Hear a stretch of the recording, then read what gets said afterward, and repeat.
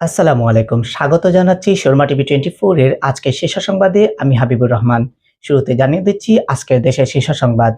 বিএনপির ভারপ্রাপ্ত চেয়ারম্যান তারেক রহমান বাংলাদেশের জনগণের প্রতি গভীর অভিবাদন জানিয়ে বলেছেন, এই সুখের দিনগুলো যেন মর্যাদা ও সম্মানের সঙ্গে সম্পন্ন হয়, সেজন্য যারা ভূমিকা রেখেছেন তাদের সবার প্রতি আমরা কৃতজ্ঞ।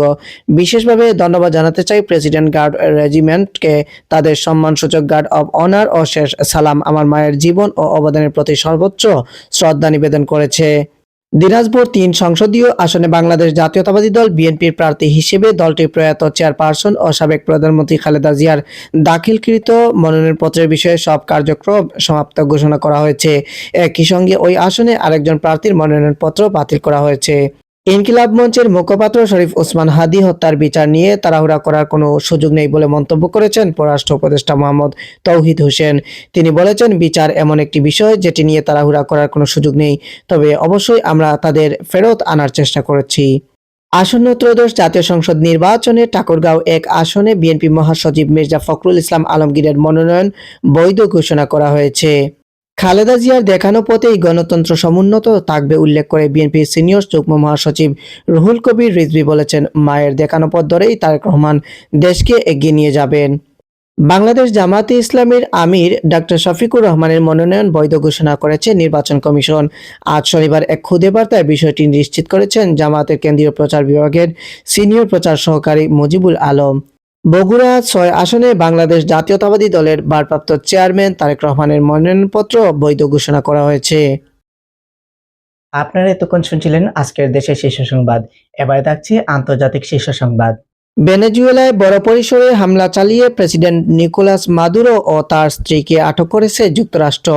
শনিবার মার্কিন প্রেসিডেন্ট ডোনাল্ড ট্রাম্পের এক ঘোষণা বিশ্বকে হতবাক করে দিয়েছে। ভেনেজুয়েলার ভাইস প্রেসিডেন্ট ডেলসি রদ্রিগেজ বলেছেন, তার সরকার মাদুরো ও তার স্ত্রী সিলিয়া ফ্লুর্সের অবস্থান সম্পর্কে কিছুই জানে না। মেক্সিকোর রাজধানী মেক্সিকো সিটি ও প্রশান্ত মহাসাগরীয় উপকূলীয় অঞ্চলে ৬.৫ মাত্রার শক্তিশালী ভূমিকম্প আঘাত হেনেছে। স্থানীয় সময় শুক্রবার সকাল ৮টার দিকে অনুভূত এই কম্পন এখন পর্যন্ত অন্তত ২ জনের মৃত্যুর খবর পাওয়া গেছে।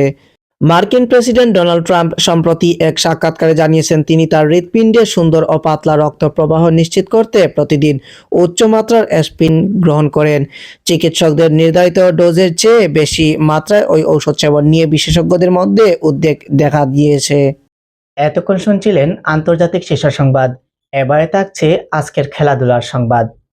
আইপিএলের নিলামে রেকর্ড গড়ে দল পেয়েছিলেন মুস্তাফিজুর রহমান। গত ১৬ ডিসেম্বর নিলামে তাকে ৯ কোটি ২০ লাখ রুপিতে দলে বেরিয়েছিলেন কলকাতা নাইট রাইডার্স, বাংলাদেশি মুদ্রায় যা ১২ কোটি টাকার বেশি। কিন্তু রাজনৈতিক টানাপোড়েনের বলি হয়ে আইপিএল শেষ মুস্তাফিজের। মুস্তাফিজুর রহমানকে আইপিএল থেকে বাদ দেওয়ার সিদ্ধান্ত নিয়েছে ভারতীয় ক্রিকেট বোর্ড। বোর্ডের নির্দেশনা মেনে মুস্তাফিজকে বাদ দেওয়ার বিষয়টি নিশ্চিত করেছে তার ফ্র্যাঞ্চাইজি কলকাতা নাইট রাইডার্স, যাতে ক্ষুব্ধ প্রতিক্রিয়া দিয়েছেন অন্তর্বর্তী সরকারের সাবেক ক্রীড়া উপদেষ্টা আসিফ মাহমুদ সজীব ভুঁইয়া।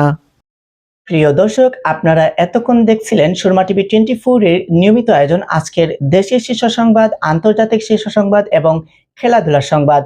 এতক্ষণ ধরে আমি ছিলাম হাবিবুর রহমান। দেখা হচ্ছে শর্মা টিভি 24 এর পরবর্তী আয়োজনে। ততক্ষণে সবাই ভালো থাকবেন, সুস্থ থাকবেন। আল্লাহ হাফেজ।